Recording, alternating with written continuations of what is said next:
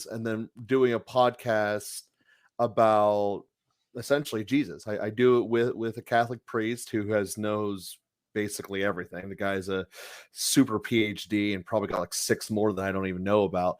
But so he knows all the ins and outs of every faith-based question I could have.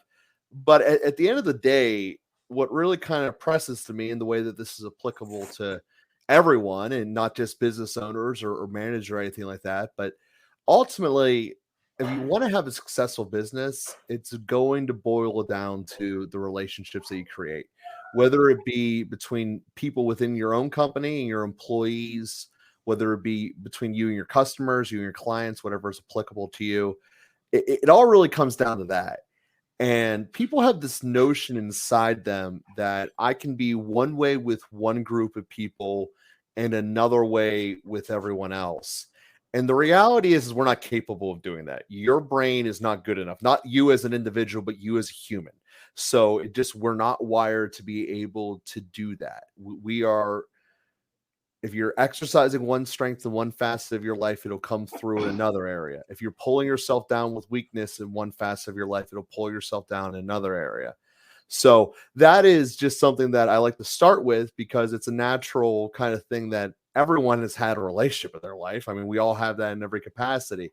And when you look at business through that perspective, it really does change the way that you operate your business, hopefully, and hopefully we'll open it up into a more profitable outcome.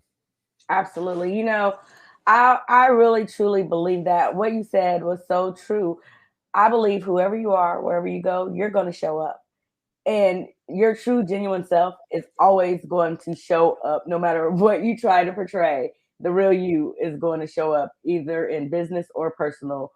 The real you is going to show up. And how do we do that and stay authentic? Yeah. So this is counterintuitive to the way that most people are taught to grow up through the business chain. You know, the way to be successful is actually rooted in humility. Most people think that the way I'm going to get noticed and climb up a corporate ladder is I'm going to show everyone how great I am, make myself stand out and all that, which does not work in the long run. And if you're in a company where that's the way that promotions are being done, you may want to consider leaving it because in the long run, you can't be successful that way. And I know that there's a big cluster of the top CEOs or whatever that disagree with that, but at the end of the day, they're wrong. They themselves might be in a large enough place where you can hide the fact that you're not humble through the rest of your corporate culture. But the way to truly grow and to grow everything does start with humility. I mean, it has to start with the fact that you get your success as a team, but yet you have to be individually accountable if something goes wrong. And, you know, you can see with basically any successful athlete out there, because they're the ones who always have microphones, it's easier to identify them. When things are going well, I think Peyton Manning's the best example of this ever. When things are going well, it's always it's always him and his receivers, him and his offense, him and whatever. When things go wrong, it's on him. And I think that's what I'm talking about when we say about the humility, to recognize that you're not here by yourself. Before we even get into all of the religion element that someone had to create you in the first place, just from you as an agnostic corporate place, you're only here because someone wants to hire you or buy your product. So you're only having customers and clients and inevitably employees because they want to be there. And treating it with the act of humility has so much great benefit that is really unmeasurable once you start teeing it up, even though it's contrary to every counterintuitive to every thought you have about how you climb a corporate ladder, and also counterintuitive to how you market yourself and people market themselves in general. Absolutely. Hey, I just want to say you gave a shout out to Peyton Manning, and we are Colts fans because we are Indiana. There you go. So I just want to say, woo woo! Shout out to the Colts and Peyton Manning for winning us the Super Bowl, and we got to host it. So you know that's just great. We're winners over here. So yeah, I just wanted to plug that real quick. Well, like I said, I don't think it's someone who's ever had more microphones in front of him and him done well I don't think I can come up with a better example than Payne.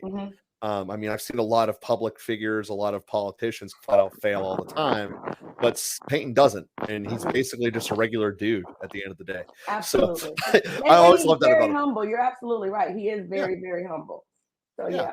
And I think you're right. Humility says a lot about you. And I believe in the company culture, I was always taught that in order to be successful, you have to promote others and you have to put others before you. And if you're always tooting your own horn, you're not showing really humility in that aspect, anyways. And so if you're only trying to show how good you are, it's not giving support to others. So what you're saying is very true. Yeah, it also erodes their desire to help you in the next situation, whatever that may be. Now, that being said, that doesn't mean you deny your skills or anything like that. You still have a duty, both professionally as an individual, to make yourself better in whatever strengths you have. I personally lean on the side that it's better to make your strengths stronger than your weaknesses stronger.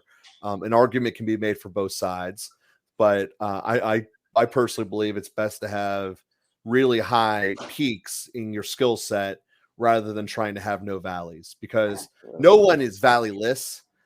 So the more peaks you can have, the more useful you can be in, granted, isolated situations. But if that skill set is more universal and you're very good at it, you then are as universal as your skill set.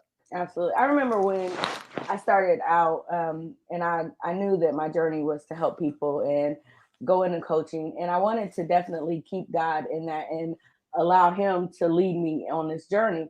And I had a mentor that told me that if I wanted to be successful, I needed to remove God out of Mm. my business. And I was torn, and I just was like, I shut it down. I can't do this. If I can't have God leading me in this, then I don't want to do it. And it took me 6 years to decide that this is what I needed to do. And I fought and I wrestled with it because my faith was more important to me than the business was. And so I had to understand how to lead with that and how to lead with purpose. And so can you talk about how important it is to be able to incorporate your faith in your business and how the two work hand in hand? Sure. If you really want to break it down, I mean, that's something that many people have been told. And the bigger the business, the more that thought comes across. And it comes across from mostly lawyers and marketing people that say we don't want to discourage X amount of people by doing this. That's why you um, often will hear about people who don't want to take sides with political stances. Why would I instantly want to alienate half of the country just because I said one thing or another? So that's a very real thing about why people would say that about God. But if you look at the way that most companies are structured, they actually are using the virtues that God teaches you to do anyway. So at the end of the day, there's seven main ones, right? There's prudence, justice, fortitude, temperance, faith, hope, and love. So prudence essentially is making yourself better at what you're doing. What I just said about making your strengths better, learning more, getting open to new ideas, open to just becoming better at the end of the day. Um, and then the way that justice would be applicable is, you treat people fairly. You treat your employees fairly. You don't try to do high pressure sales on people. You don't try to force people into stuff. And that's basically at the end of the day how justice would be applied. A fortitude is when something comes in your head and you don't know how to say it, you just get it out. A thought comes in your mind, you're not sure why it's there. Figure out a way to say it. I mean, almost always it will make the situation better. And sometimes making the situation better is ending the situation. Um, that's real. I mean, sometimes you just need to fire a client, and that's very important. Um, Temperance kind of goes off of what I was saying with the humility, knowing that you're not the most important person in here, knowing that your individual wants and needs are not better than the group as a whole. So just looking at those four right there, you can see how all of those are very beneficial for an individual and a business to carry through, and they're directly taken from the Gospels. So at the end of the day, can't really get much more religion than that, than being taken from the Gospels. So You're absolutely right. And I think about it when I think about real estate, I think it goes hand in hand with the gospel as well. Yeah. I think about buying a field.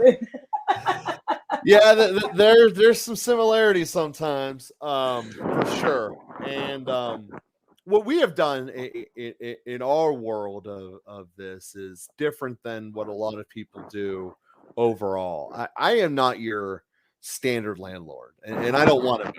I actually spent 5 years dealing with lawyers and figuring out how legally I can be more than just the standard landlord.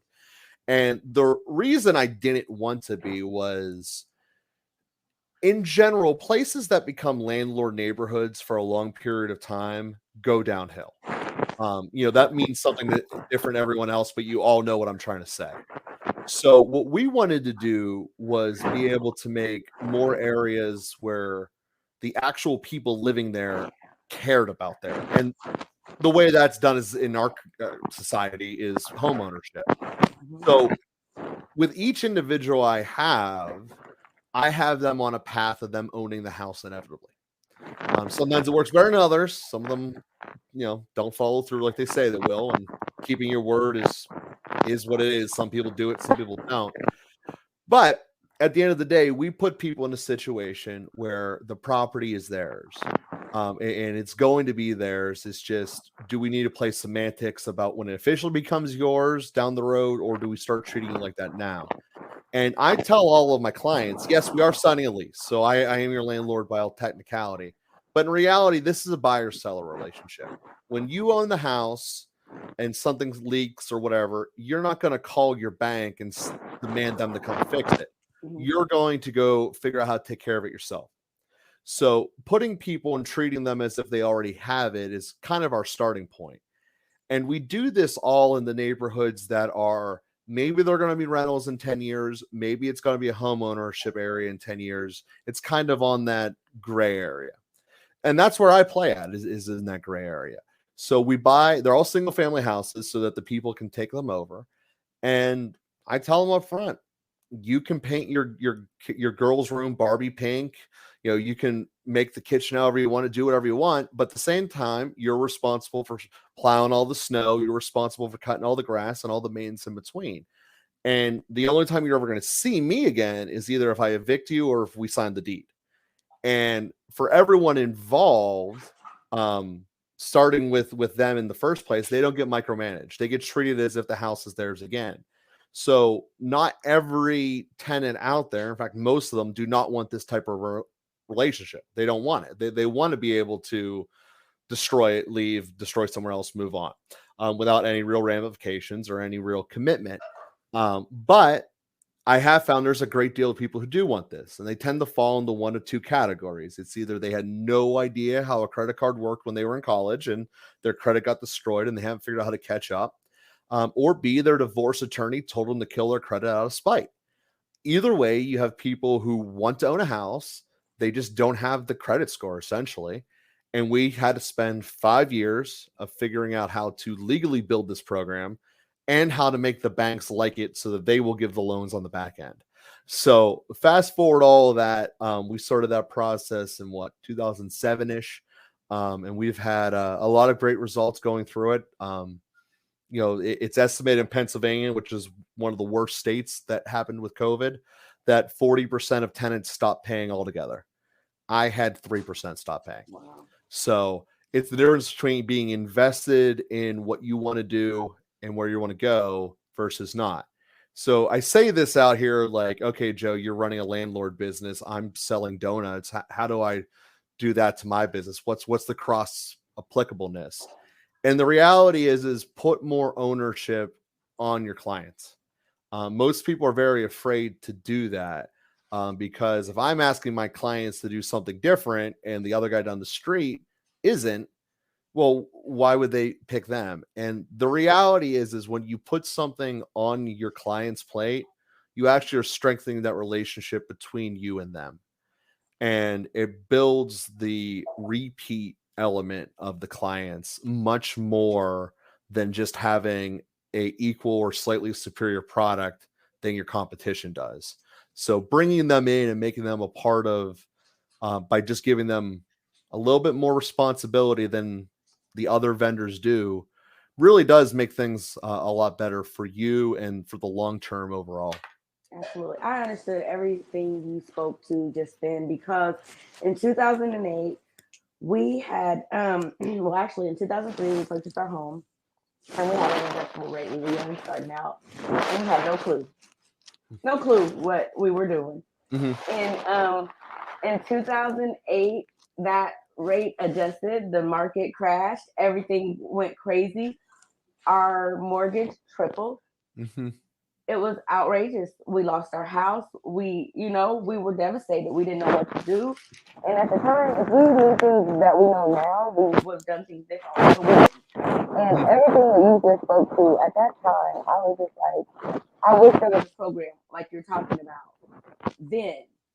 And I told my husband, I said, I wish that we could create something like that. And it was so funny because we have been, and that's why my husband wanted to listen today because we've been actually working on something like that.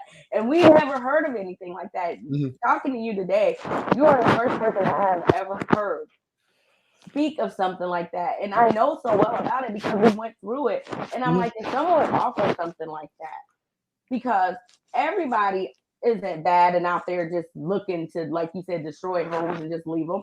There are real honest people that have been put in situations that they didn't know. Nobody told us. We tried to figure this thing out on our own. And so this is great that you are doing this because there are people out there that need this opportunity to be able to be in the driver's seat and have the chance to be homeowners and get this opportunity. So how long does it take to be able to sign the deed and to go from leasing to owning? So with every tenant that we have, we start with what's called an option to buy. Now, I need to preface this. There are 4 states that are legally harder to be a landlord in than Pennsylvania. They are the 4 you probably can guess right off the top of your head. It is New York, California, and Oregon. So at the end of the day, it is not exactly easy to loot these loopholes. And in your particular state, it will probably be a little bit easier. However, a lot of the things I had to play with were actually the congressional banking laws that made this play. But nonetheless, what we do is we have each of the tenants sign 2 separate agreements. The first is a 6-month option that then becomes a month-to-month option or a month-to-month lease thereafter. That's the lease. 6 months becomes that. The other is the option to actually buy the house. That has the purchase price they will be buying it for, the amount that they get in non-refundable payment towards the purchase. So for me, I make that number that it's big enough that they care, but small enough that the market actually will find someone who can do this. So a nice little balancing act of the local economy at the time. I always do a month on the first option. Very rarely does anyone actually fulfill it on the first option. But during that time, I use this company called Koozie. They then have since been bought by apartments.com, and it actually will report their payment to Experian or TransUnion, one or the other. Either way, the core concept is it's the same as when they pay their credit card. Because most people, when they pay a lease, the credit agencies have no idea that it actually happens. So them getting this extra payment on something they have to do anyway, because you have to live somewhere, they're actually getting help with their credit score. And there's also specific guys who just run credit repair businesses that we refer them to. But at the end of the day, it's a passive effect on something that you were doing anyway that helps you get your credit better. Again, it's not going to turn you from a 500 to an 800 overnight, but it's going to make it better. So that's what we do. We pair them with it. And then at the end of the first year, when the lease is done, we essentially had the conversation. Do you want to buy this house inevitably? Do you want to say, okay, this is a good idea, we're out, or where are we at here? The only time people are normally out is if I kick them out, or it's a situation where it was now a single mother and she wants to move in with a new guy, which is also understandable. That's part of life. I'm running the house here. I can't be upset about that. So that's what we do. And then then at the end of that first 12 months, we then look at what is the house worth now? Like if the house almost always goes up in value. So you raise it to what the new market rate is, and then each landlord can then determine how they want to do their price structure. For me, I typically do another 18 months for $500. So I give them a choice. We can either do the exact same one you just did and pay the big money again, which normally is not the right choice, or we pay a little bit more when you buy the house, which probably cost you $7 on your mortgage when it actually comes to fro, and you give me $500 now. So almost everyone takes the second choice, and it's because I'm not trying to make money on that second time. I'm basically trying to get the contract in place so when we go to the bank and say, we're agreed upon, this is what they're buying it for, this is now going to be the date of the closing. And once the bank says that, it's great. A key part of it is they do have to be on a month-to-month lease at that point. That gets in some deep banking rules that some are cool with and some aren't. The month-to-month thing avoids it all in all that capacity. So that's how in a very broad nutshell of 5 years of planning this process and 3 to 4 years, wherever we're at now, of executing it, how we've gotten here and what it actually does. Wow, that's amazing. So what does the success rate of home ownership look like for you right now? You mean as far as them following up the contract? Yeah. Well, they all do it eventually. It's just a question of how long does it take. Okay. Like I said, I've only had 3 of them that didn't follow through up on it because I had to get rid of them. Okay. We do have. I don't count the women who want to move into the new guy because to me that's not a failure of the system. That's just them changing their life. Yeah. Because we do kind of catch people at a pivot point when they're going through a divorce. And, for anyone who's done that, their life is in chaos. Moving itself is already crazy enough. I mean, changing your house is a pivot point, but you put divorce on top of it. Sometimes things don't go exactly the way you planned. And I get that. But at the end of the day, it does go through sometimes. And with those women too, where the guy moves in, it's just more common the opposite direction. All right. So how do you market this business? Like, how do you find your clients that you get to get into these houses?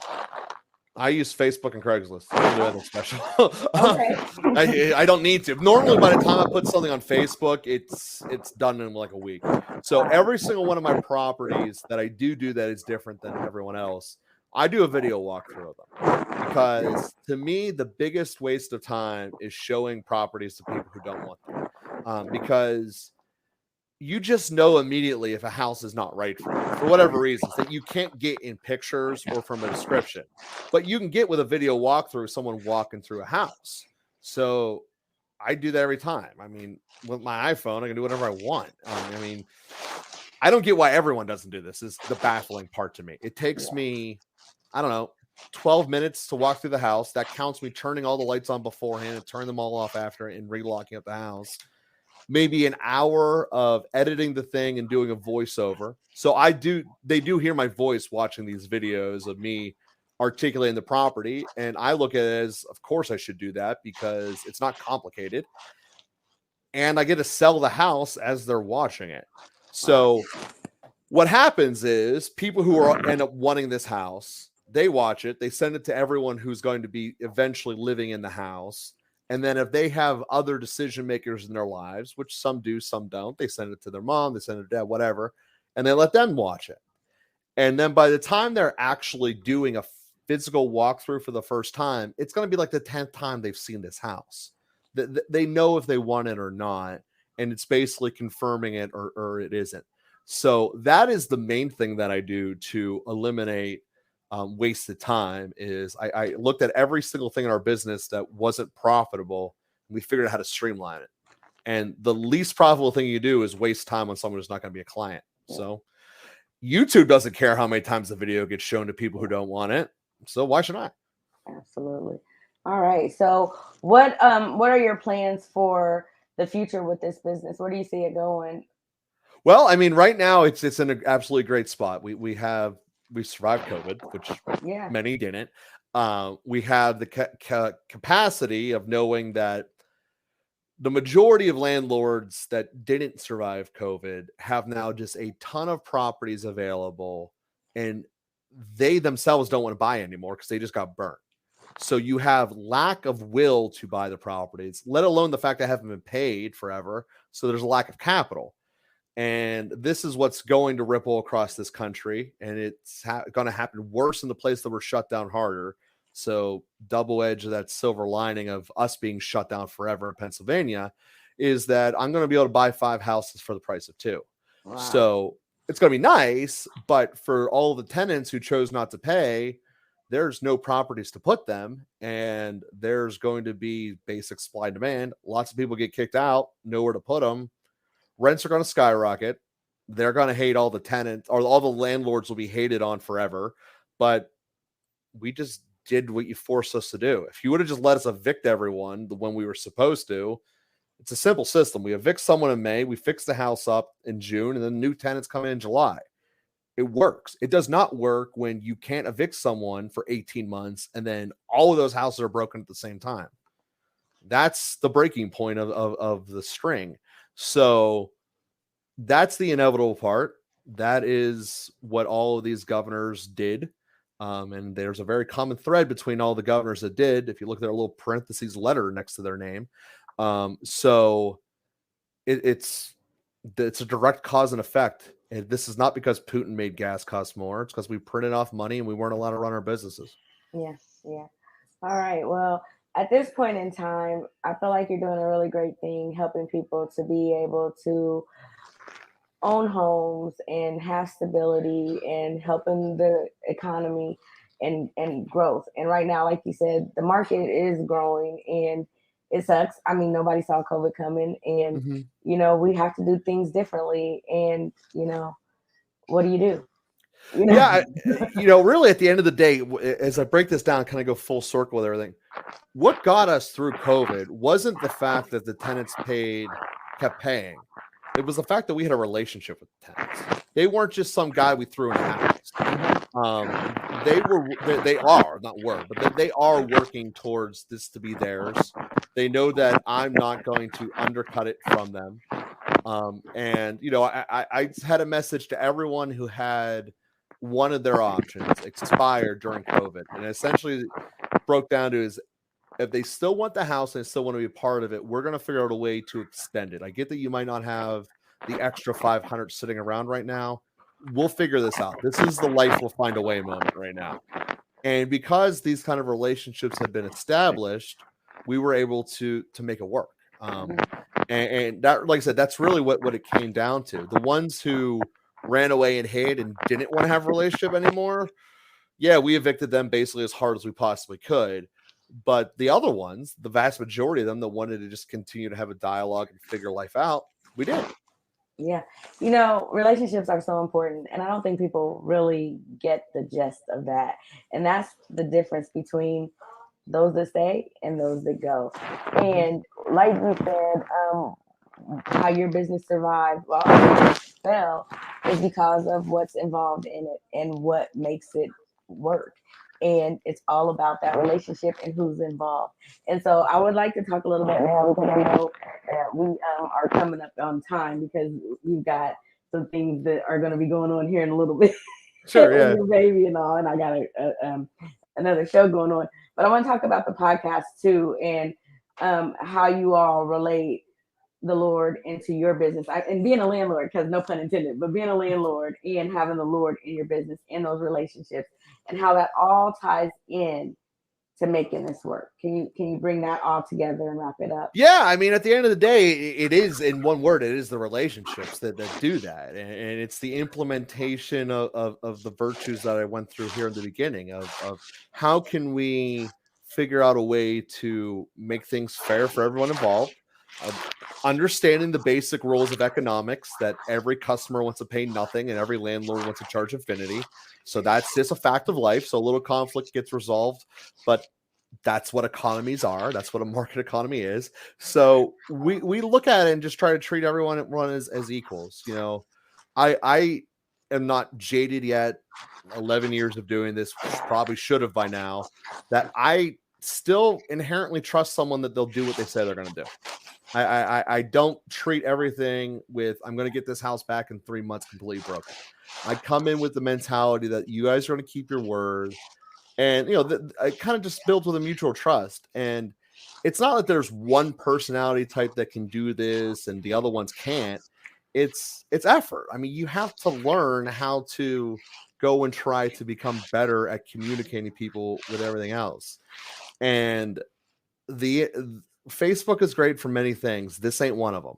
Now, you cannot have a relationship through social media, Twitter, Facebook, Instagram. No, you can't have any of them. What you can with is actually calling people. And that's one of the call to actions that I like to give people is start with someone that you know, but you wish you had a better relationship with. So maybe it's someone you only see at weddings and funerals, but you wish you hung out with them every once in a while. Just give that person a call. Again, not a tweet, not a text, but an actual call. And whatever relationship's in your life, everyone's able to identify one that's like, I just wish that was better right now, and call them. And yeah, that takes a little bit of courage, which would be the fortitude part of this discussion.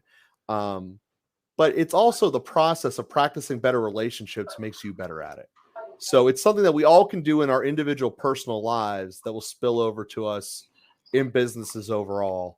And having conversations that can be challenging really do help you be better at everything else.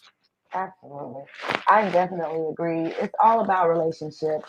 And I was speaking with someone the other day, and they said to me, I never realized that having a relationship with Jesus was everything. They're like, I knew about Jesus, but I didn't know I needed a relationship with him. And that changed the game for them. And I'm like, absolutely, because when that's the center and everything else around you is falling apart, you can stay together. And I think that's what's done it for your business, because although all these other things have been going on, you've had faith at the center of it, and you've had us that as the foundation, knowing that you had something to lean on. And so that is awesome, and what you've been able to build upon. And it's so funny because I think about your name, and it's Rocky, and then this rock is what we stand on, right? And so things mean names mean something, and we have to understand what we're dealing with and what we're coming up against. And I think so many times we take things for granted of who we are and whose we are and what we're doing. And so I appreciate the fact that you came today and told us who you are, what you Well, do. I thank you for having me, for sure. Yes, thank you. And so, as you continue on your journey, what is it that you foresee for your future, and what would you like for others to know more about based on what you do? Yeah, so I mean, the way that we didn't get into the way I run the business, really, we got Yeah, go into the ahead. Go benefits ahead. of, We still got more but time. We don't have to the wrap the up the yet. Go way ahead. that I ask people to join us moving forward really is to just try the episode, just try the cast, listen to an episode. We come out once a week. It's Tuesdays. It's called Father and Joe. It's very straightforward in that regard, and just give it a try, because there obviously are specific episodes about this part of the Bible and that part of the Bible, but it's always tied to a pragmatic application we can put to our own lives. And it is something that we really do. We know it helps people. It wouldn't grow if it didn't. So we really, that's the request I would have of people who want to continue to come forward and to continue to grow with is to listen to the cast, give it a try. Because we do get into the specific parts about talking in depth about various issues. And there are also various moral conflicting issues. So on the one hand, the gospels are a gospel of life. It's about loving people and celebrating life. But on the other hand, halfway across the world, this one little crazy guy just started murdering people because he felt like it. How should we feel about that? That's a conflicting thought. Like, if this guy didn't exist, there'd be no war. But on the other hand, you're effectively rooting for this guy to die. So, like, what do we do about that? Yeah. So that's the type of conversations we've had. In lieu of more research about the vaccines, we've had conversations about how vaccines are actually made, with stem cell lines and stuff like that. We have gone into each of the virtues in depth multiple times. So there's a lot of different things that discuss that are applicable to everyone's life. But oftentimes people hear God and they think, well, that's different from the rest of my life. And as you said, it's the center. So most people kind of live their life with what's on fire right now and putting it out. So the example I give with that is if you think of like a tire, most people just live on the tread, just trying to go around, making sure that it'll be able to survive. It's not going to skid out in the ice. But what's really holding it together is the wheel and the axle. And the more you spend time on that, the better you'll be able to stop. Sure, you need the tread. I'm not discounting that. But if you actually sit and relax and think about it, you need to have the wheel there, because if it's not connected to anything, the tread is irrelevant. You're never going to go anywhere. So that's another call to action that I've given to people that works out very well, is just put yourself in complete screen shutdown, no electronics around you for just 10 minutes, and just complete silence as you can make it. No bings from your phone, no iPad alerts, none of that. And just sit there for 10 minutes and just kind of see what happens. And people who do that normally come out in a better place overall. And that's not necessarily a religious thing. That's just a resetting of your mind, and it opens up an avenue to thinking and praying, but it's not necessarily takes you there either. So it's just a good starting point to put us in, to kind of reset ourselves and to put ourselves in a neutral state. Yeah. Yeah, I'm so glad you said that, because I think people focus so much on religion instead of focusing on centering, that they miss that connection. And I think that what you talked about, I love the premise of your podcast, because when we are talking about all these things, I think people get so set on what they think about something instead of having an understanding about what something is. And so we can have an ideal of something, and we can have a thought, and we can have a belief of something, but what is the real truth of the matter? Really, let's talk about it, because how is something made? Why does something work? What is the reason behind this? And let's get an understanding of it, instead of just guessing or believing something to be true, instead of understanding why something is. And that is so great, because when we can open that up and have that dialect, we have better relationships. We're building better connections. And my whole thing is, I think about that all the time, when it's like, get knowledge, but get understanding. Mm-hmm. If we have better understanding, we can connect and bridge those gaps out there.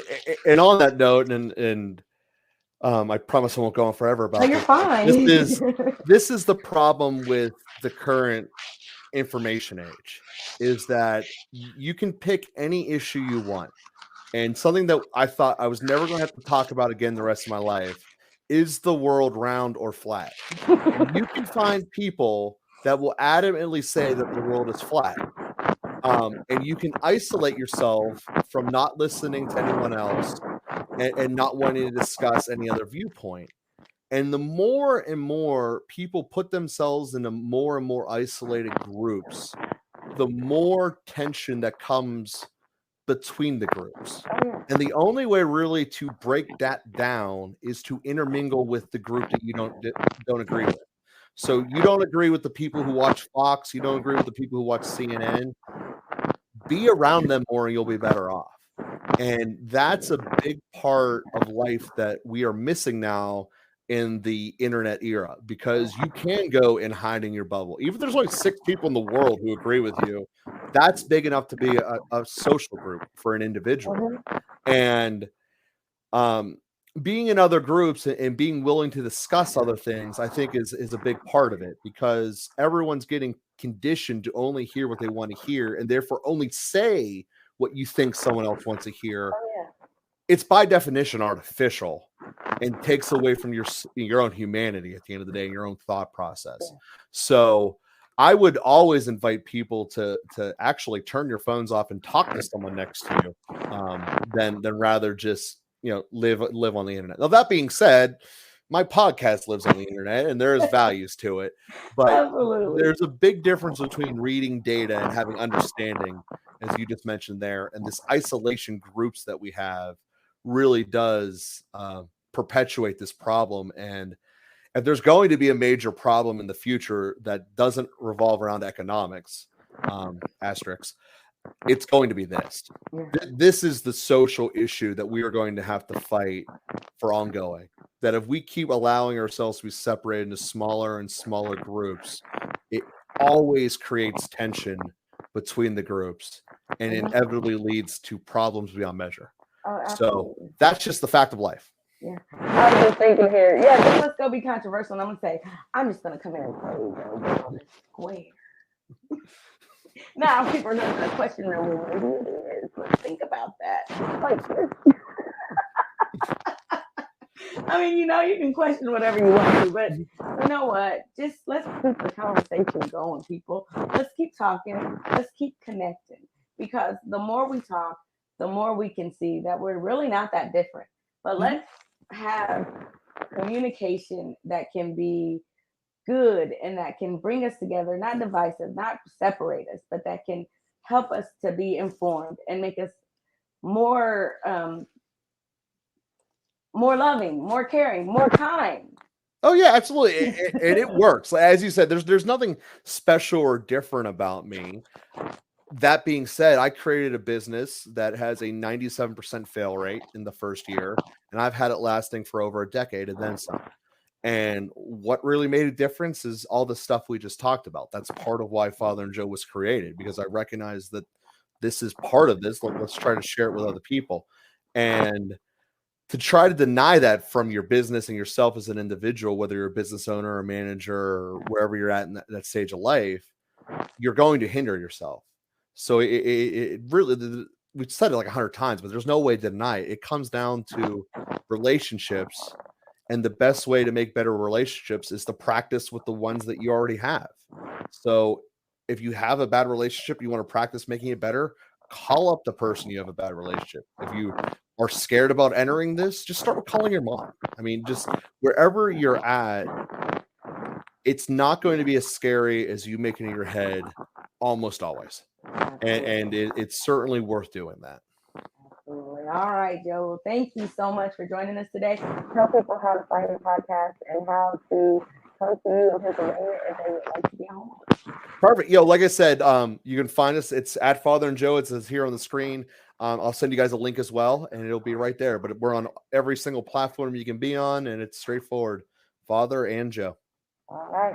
Thank you, everybody, for listening. We appreciate you for minding your business today. Remember, mindful intentions nurture and drive your business. And as always, you were created with a purpose. So go be great. Have a great day. Thank you. Bye-bye.